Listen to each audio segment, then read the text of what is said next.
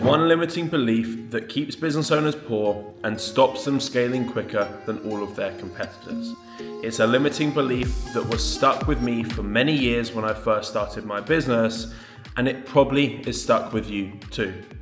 That limiting belief is the fact that automations and systems will make your business look robotic. You can't use AI because you want to stay personal. You can't use automations because it will devalue your personal contact in your service. The reality is it's far from the truth. But businesses that think that it removes the personal aspect, it's because they're doing things wrong. And in today's video, I'm going to show you a couple ways that you can still stay insanely personal with automation, systems, and AI, so you can leverage your time. You actually can have a scalable business, one that doesn't drain you and one that allows you to grow consistently month on month whilst impacting as many lives as possible. Now, the first thing to realize is automations, systems, AI, they are inevitable if you want to build a scalable business. It's not something that you might need, it's something that you will definitely need if you want to build a business. But there's a few ways that you need to approach it if you want to make sure that you stay personal and you have the best outcome from all of them. Now, the first thing that we have to realize is if we do this correctly, we will save ourselves a huge amount of money without needing staff members. We will save ourselves a huge amount of time without needing to be stuck doing tasks. For example, I woke up today and we had numerous sales calls booked into our calendar from DM conversations that our AI setter had while I was asleep.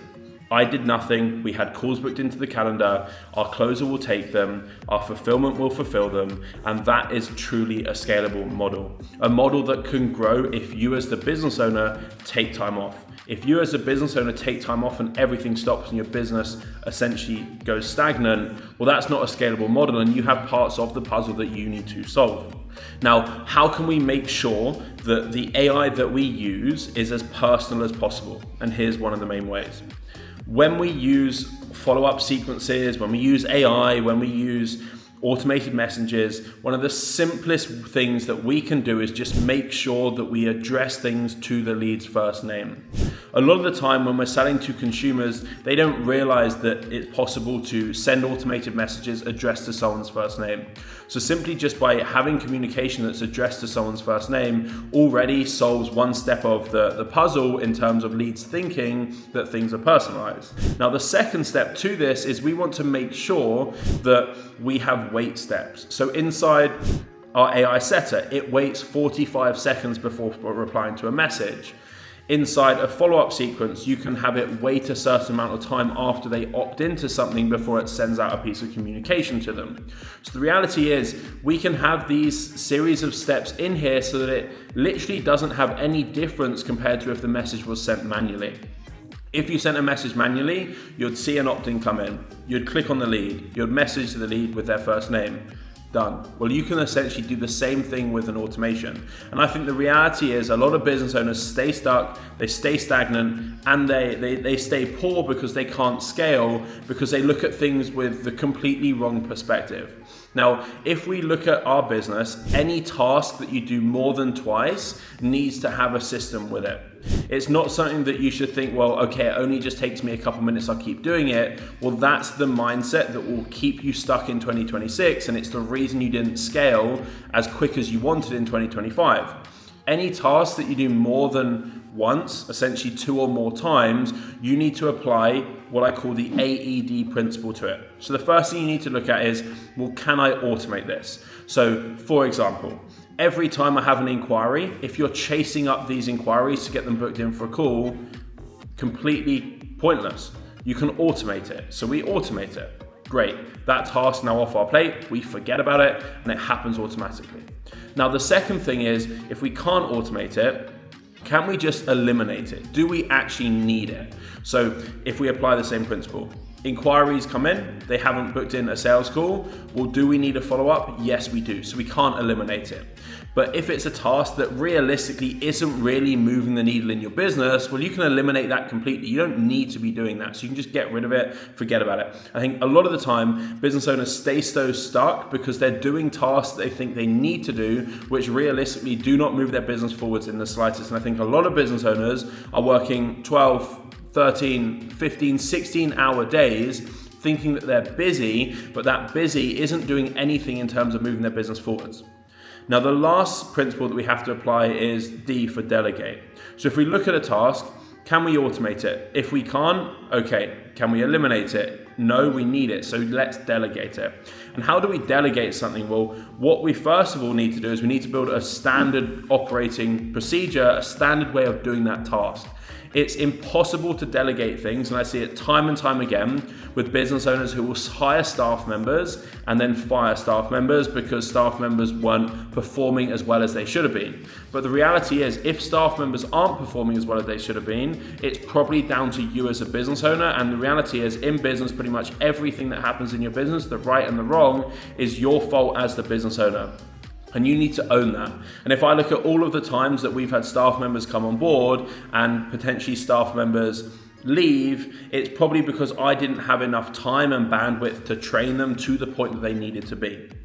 So when we look at delegating things, we need a standard way of doing things. So it's literally a step-by-step process so that I could do the task, someone else could do the task, and it would be done to exactly the same level regardless of skill set.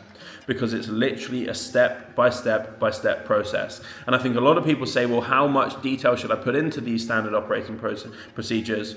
As much detail as physically possible. The more detail you put, the simpler it is, and the more questions that are answered means the less need that you will have for your staff members to rely on you. And ultimately, if you have a business that essentially has less demand of staff members asking you loads of questions, well, you actually now have a truly scalable business. So when we look at outsourcing, winning back time in 2026, these are a few of the simplest ways that we can do that. However, that's just one piece of the puzzle. If we look at how we can stay personal, well, we can use wait steps, we can address things to the lead's first name, and we can apply the AED principle to pull ourselves out of tasks.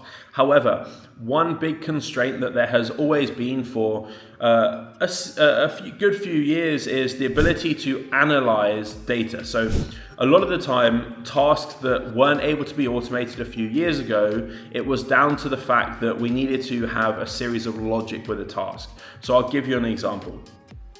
The other week, we were building an AI receptionist for a business to essentially replace 4 full-time staff members and run the whole reception of their business. And one constraint that used to happen a few years ago was, let's say a lead rings the company. What used to happen is we never used to be able to transcribe the call recording and exactly pinpoint certain pieces of data that the lead said. However, due to ChatGPT, we can literally essentially do anything now. So we can now have an automation at a level that something can happen such as a lead ringing a business. That call can be recorded. It can be fed into ChatGPT. ChatGPT can have a whole custom prompt. And the cool thing with this is it's so simple to make because you can go onto ChatGPT and you can say, I have a transcript from a call recording of a lead ringing my business. I want you to transcribe this and only output one thing, either yes or no, based off if that lead said that they wanted to join our program, as an example. And then ChatGPT will literally give you one output. It will either say yes or it will say no, based off it analyzing that call to figure out what that lead said. So the reality is, automations that used to be a bottleneck are no longer a bottleneck because we can essentially build a second brain that will actually analyze things, give us outputs, and then based off what that output is, we can trigger certain follow-up sequences. So now we're at a level where we can get even more personalized because we can have the wait steps, we can address things to a lead's first name, we can apply the AED principle to figure out if we can automate it or we need a staff member to do it, and then we can go one step further and actually have ChatGPT analyzing certain parts, giving us outputs of if the lead said certain things, and then we can have certain follow-up sequences off the back of that based off what the lead said, so it then looks even more personal. We're in a position now, especially going into 2026, where advancements in AI, automations and systems are moving at a ridiculously frightening rate. And tasks that we used to have to spend thousands of pounds on hiring staff members and spending hours and hours training them and doing the tasks, they can literally be automated in the space of 10, 20 minutes, and they literally run on autopilot for the rest of your life. It's a crazy position to be in, and unless you're actually adopting this and realizing that AI automations and systems, they're not going away. They're not something that you might need in your business. They're something that you definitely need. And unless you adopt them into 2026, you will stay behind all of your competitors.